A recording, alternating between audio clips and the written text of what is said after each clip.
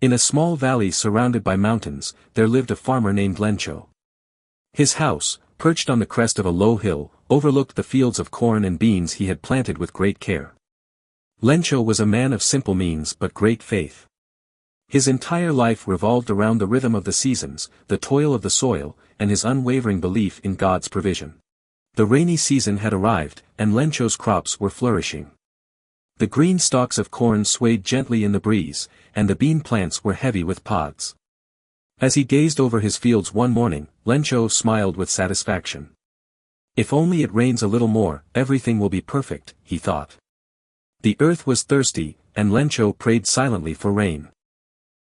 By midday, dark clouds gathered in the sky, and soon, fat raindrops began to fall. Lencho's heart leaped with joy. He stepped outside, feeling the cool rain on his face. His wife and children joined him, their laughter mingling with the sound of the rain. It was a moment of pure happiness, a blessing from above. But as the rain continued, it turned into a downpour. The gentle drops became fierce and unrelenting, and soon hailstones the size of marbles rained down from the heavens. Lencho watched helplessly as the hail battered his crops, tearing leaves, snapping stalks, and leaving the earth covered in white ice. The storm lasted for hours, and when it finally passed, it left behind a scene of devastation. Lencho stood in his ruined fields, his heart heavy with despair. The once vibrant green plants were now flattened and broken. There was nothing left to harvest. His family would have no food, and there was no money to buy seeds for the next planting. For a moment, Lencho felt a wave of hopelessness, but then he remembered his faith. God sees everything, he thought. He will help us.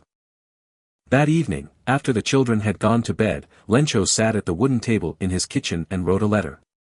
It was a simple letter, written with the honesty and directness of a man who had never doubted the presence of the divine. Dear God, he began, if you don't help me, my family and I will go hungry this year. I need 100 pesos to buy seeds and support my family until the next harvest. I know you will not fail me. Sincerely, Lencho. The next morning, Lencho folded the letter carefully, placed it in an envelope, and wrote, to God, on the front. He walked to the village post office, where he handed the letter to the postmaster.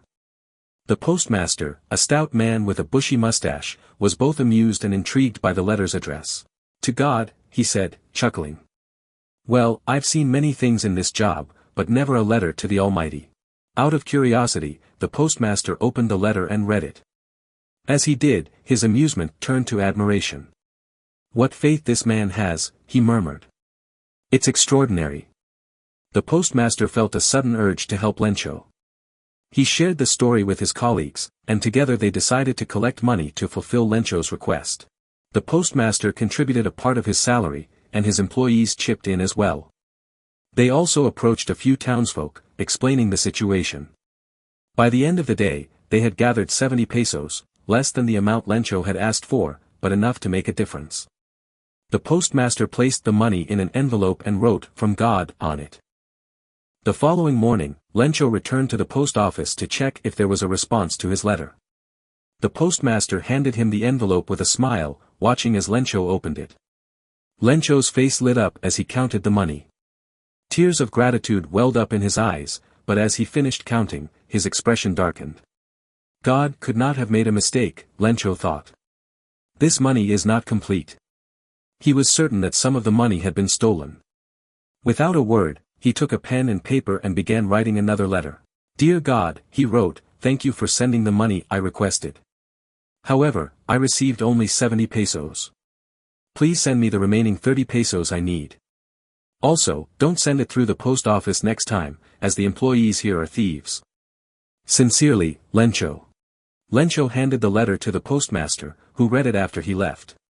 The postmaster couldn't help but laugh, even as he felt a twinge of sadness. Lencho's unwavering faith in God was admirable, but his mistrust of the very people who had helped him revealed a deeper irony. Thanks for watching. If you enjoyed this video, don't forget to give it a thumbs up and hit the subscribe button to join the tale teller.